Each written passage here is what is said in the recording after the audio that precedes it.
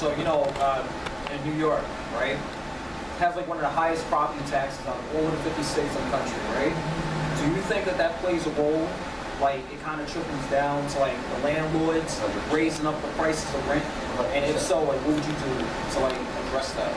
It should be a guideline, which there is a guideline, but most New Yorkers don't know, don't take the time out to go to Gold Street to find out what is their rent. What was the rent before they took over this apartment?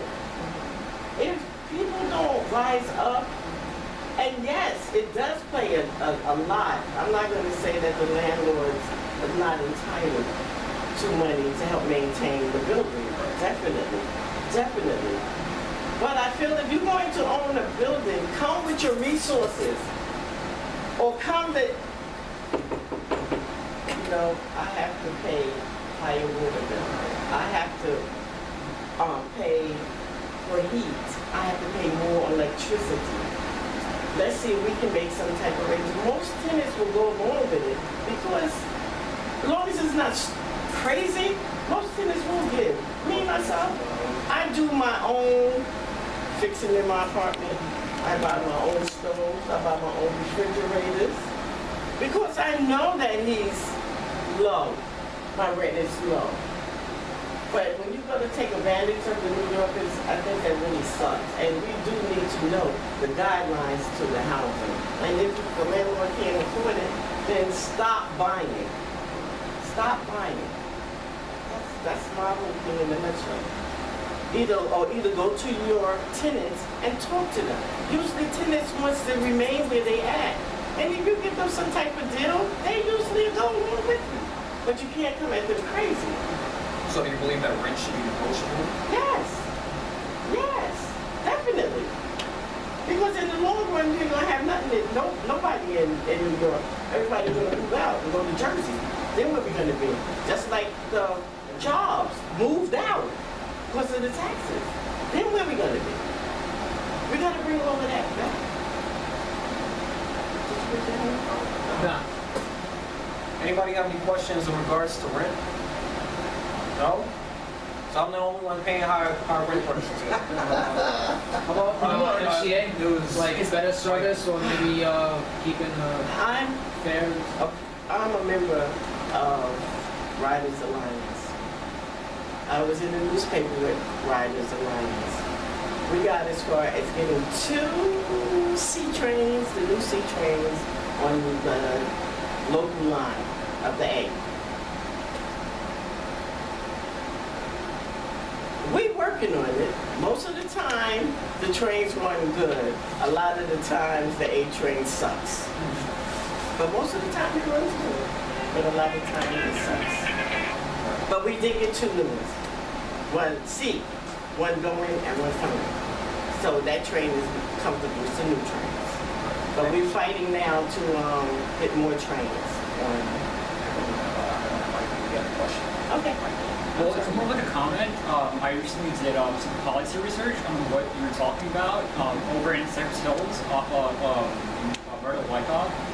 And what's happening there is it's not so much, it's LLCs that are, purposely, destroying part of the property so that, the tenants are not able to pay for it, and then that building goes under foreclosure. And after that, the tenants move out, and the LLCs, which are basically a bunch of friends, I would say, they come in, and then they flip the house, meaning they build on top of it or add new apartments, and and that just spikes the rent so much more. And once they add equity to the building, here's a trick that they do. Once they add equity to the building, it becomes impossible for the average person to afford an apartment. But what's happening right now, like Ms. Jackson said a minute ago, is that individuals don't realize that some of these apartments weren't designed for that. The numbers that the landlords are asking for, you really don't have permission to do that. You see? And this is what, again, we have to set about getting that message out there. I'm asked all the time, you're a Muslim, why would you even think about helping a Republican? Because you don't realize that the people that's trying to help you are the ones that you're not looking at. The ones that you're looking at are the ones that's not helping you. You haven't got anything. You haven't done anything. It's been years since you've seen any real development in your neighborhood. Stop being a Democrat. Stop being a Republican. Be for who's going to help you. So since you're the Republican, you need to look at it that way. This is the thing about what you can do and what you cannot do. And this is the way you have to push the campaign. What you can do, what you cannot do. Here's what you can do. You can find out whether this guy is within his rights to ask you for that much money. But at the same time, keeping it equal, you do have individuals that are paying exorbitantly high rents in Manhattan that are migrating to Brooklyn and making that the new Manhattan.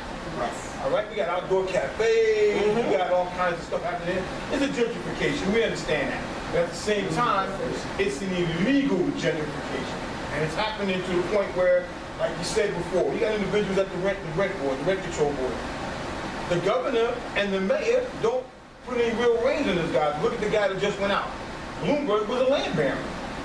The rent you're talking about controlling, he owned most of the buildings. So he let it happen. He let it go up, he let the rent go up. And in the meantime, I've been to town hall meetings with Ms. Jackson, and, well, I went actually. I went and to Medgar Evans at the emergency NAACP meeting, and there were people at that meeting saying that they have been in apartments for a long amount of years where landlords were actually putting holes in the wall, discontinuing services with water. Right, cutting off people's water. And the heat, and disrupting the service. And they're putting holes in the wall, huge holes in the ceiling, intentionally. So I'm saying, you know, these things are being done, but there's no real voice for these individuals. These individuals have no voice, all right? So when they speak to us, I'm just me. What can I do? You understand what I'm saying? But if we put somebody in office, or in a office, or somebody can be there, won't be in Albany, or won't be on vacation, extended vacation or whatever, that you can speak to, that makes all the difference. Yes. Show what you care. And I just want to say that I completely agree with what the gentleman said. The reason why I volunteered for policy research, because it happened to me when I was living in Borough Park. You know, it was a, you know, everybody in the building was an immigrant with no papers. And what the landlord would do was, you know, there's an empty apartment above mine. And what he would do was he would purposely pour buckets of water on the floor, so that later would, you know, come to the ceiling, and he wouldn't fix it. You know, we called him a million times, but then, you know, we decided, oh, my grandpa's gonna do it. You know, he's almost 80. You know, he fixed it himself. His landlord wouldn't do it. And then afterwards, he would raise the rent, but he wouldn't tell us. He would slip a fat envelope like at 2 a.m. And then we would wake up, oh, our rent jumped $200 a month. Yeah. And that was what really forced us out. And I'm a Republican, but I'd rather, you know, help people than pander like Clinton does. I mean, I don't know, I want to name names, but I don't pander. I don't like pander too. And even though I'm a Republican, I'm all about helping people because it affects me. I don't think being a Republican is mutually exclusive from helping people. I think. Yeah. I mean, that's, yeah. Well, getting crazy, and, you know, me going to Brooklyn College, one of the most, I would say, crazy campuses. Oh, no, you're good, bro. You're among friends. So the Berneda, I mean, the one thing that I know landlords, I know a lot of tenants, obviously, and the one thing I think we should make sure we go have these discussions is to paint all the building owners, all the landlords, because there are good ones and bad, just like everybody else. Okay, so just when we have these conversations, we have to obviously not paint everybody. That's why I spoke It's just about my nobody wants to- landlord. Whatever, yeah, exactly. So whatever it is, but I'm just saying, you hear a lot of, you know, there's a lot of reasons for it. As some statistics came out recently, home ownership is at 51-year low. Yeah. 51 years. That's the first time I heard that. It makes sense. It's at a 51, that's statistically true. A lot of this, I mean, listen, I don't care what the government says the unemployment numbers are right now. We all know how those numbers are skewed because they, you know, if you're out of work 6 months, you're not unemployed. If you take a part-time job for a week, you're not unemployed. I mean, it's such nonsense. You know, there's so many people out of the workforce. The economy is bumping along the bottom, and it's not good for anybody. right? As people come in, every year, more people graduating college, they don't have anywhere to go, even with a good college degree. That's right. Forget about people in the inner cities where they're not even, finishing school. It's brutal for everybody at this point, right?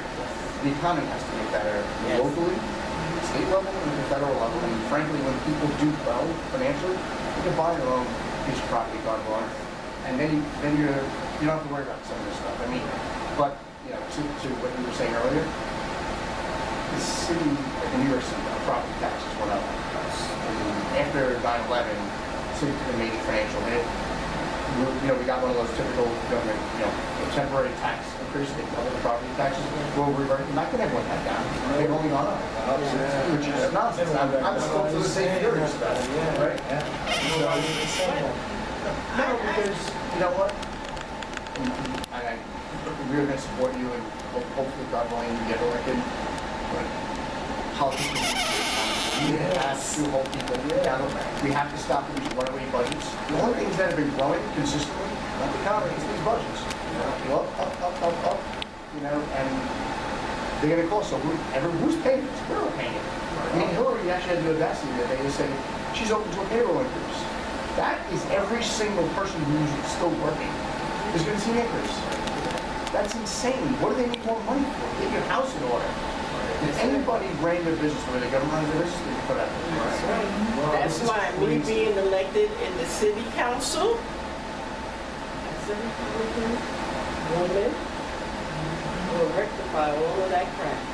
We have one person at a time. We have to start making our own headway. We really do. That's right. Knock on doors as, what's that man that says, kick in the doors, waving the forklifts? That's what will happen. It's a long road, one step. Yes, one step at a time. And speaking of taxes and everything else, it brings us kind of, in my opinion, to the difference between the two parties. The Democrats profess to want to solve all your problems, and Republicans, well, if they're really behaving like Republicans, want to create an environment where you can solve your own problems. Right. I don't want to go Right. That's right. My That's right. biggest problem sometimes. That's right. I don't want to solve it. That's right. I can take rid of myself if they get out of the way and create an environment. Because I think they really set up that when they started with the Section 8 loan, that these people that's in these shelters, yes. And what happens? They're not paying the landlords. So there's more people that's out in the street into the shelter system. Because the landlords refuse to take any government stipends because they're not paying. So I think that was the beginning of the setup for the downfall of our community housing. Okay, so does anybody else have any other questions that they want to ask? Marco. Ask a question. Mike, it's not about laws or anything like that. Basically, my question is, what do you think the Republican Party has failed in reaching out to other communities, like minority communities, like the African American, the immigrants, so on and so forth? For example, myself, if you know my background, you say, why is this guy Republican? It's not, I didn't become a Republican because somebody recruited me from the party. I just became a Republican because I did my own research and I figured out this is the right party. So what do you think the Republican Party, in your city specifically, should do so we can, no longer being the super minority that we are? Right. Well, I do believe that the Republican Party must come into the neighborhood. Must take a stand in our neighborhood. I don't care how many that we get to register. If they don't see us, we don't exist.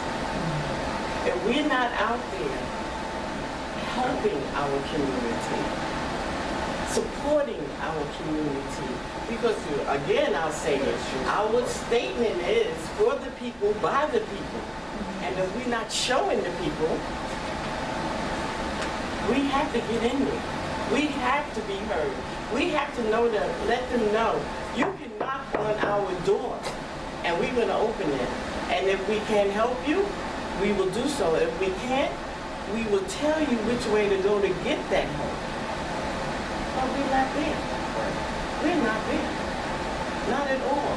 Do you think that Brownsville, Bed-Stuy, East New York,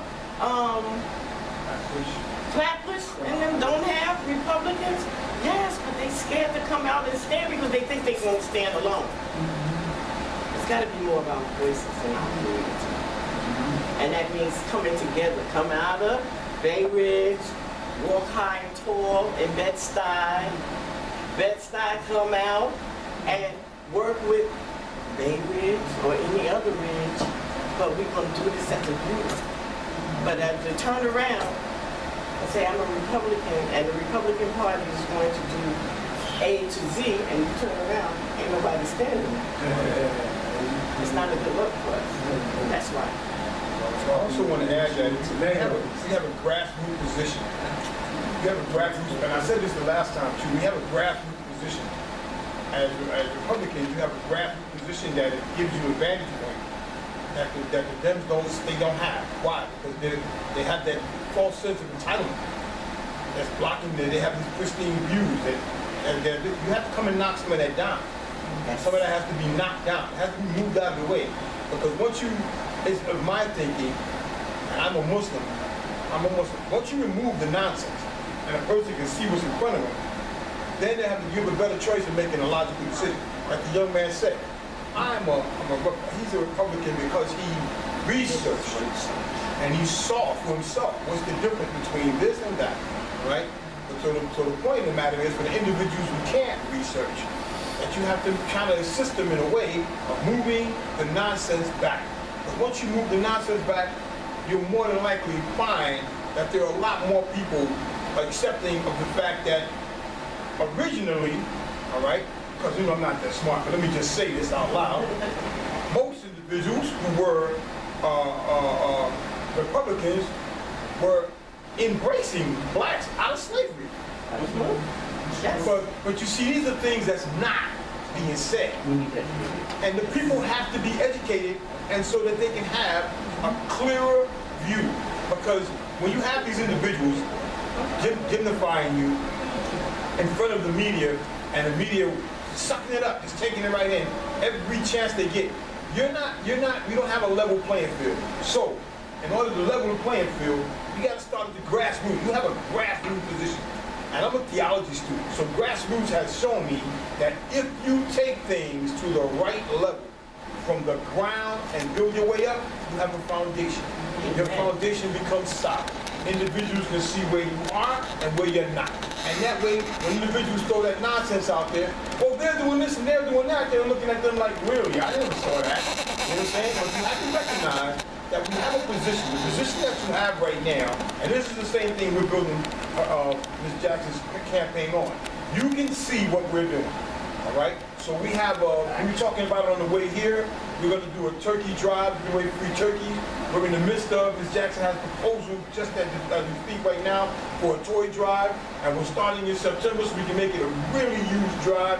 So by the time the voting come up, we'll be able to give these toys out. You understand what I'm saying? There's no stopping where you are right now. The more you put into this, the more you get out. That's right. Now, and also, matter of fact, you go, Chuck. Yeah, I mean, I'm just to add in that, I mean, to me, again, we're just talking about outreach, I'm all about, I'm probably, I've done a lot of work, the hardest work on Trump campaigns, but ultimately, the power, our legacy is only as powerful as the work that we're doing in the present. And so, you can't walk into people's living room and start talking about Abraham Lincoln and the abolitionist movement, when we're not actually doing things to deal with accountability for the police department. We're not doing things to actually deal with what's going on with tenants and landlords and all kinds of disputes happening. So, Malcolm X said, credibility, sincerity is my credibility. So again, that we have to be able to demonstrate that we are present, that we are here, we are invested in these things. We have candidates like yourself who say, I'm not just in this community, I'm of this community. And I'm also doing things on a day-to-day basis to demonstrate that I'm here on your behalf, for you, and appointed by you. So I think that if we can keep that in mind, not just here locally, all politics are local, but also as we talk to branch out nationally, again, yes, we can be proud of our legacy, but at the same time, we have to be active in the present to make sure that we are fulfilling the best parts of that legacy. You have to show and tell, yes. No, definitely. And adding to what Joe said, it's part of something I'm very, very firm on when it comes down to our recruitment efforts. When we go out there into these communities, I think that our biggest weakness is the way that we're labeled. We're seen as the party of we're the ones who want to take away people's stuff. And I think that every time that you hear Republicans talk, whether it's at a press conference or whatever,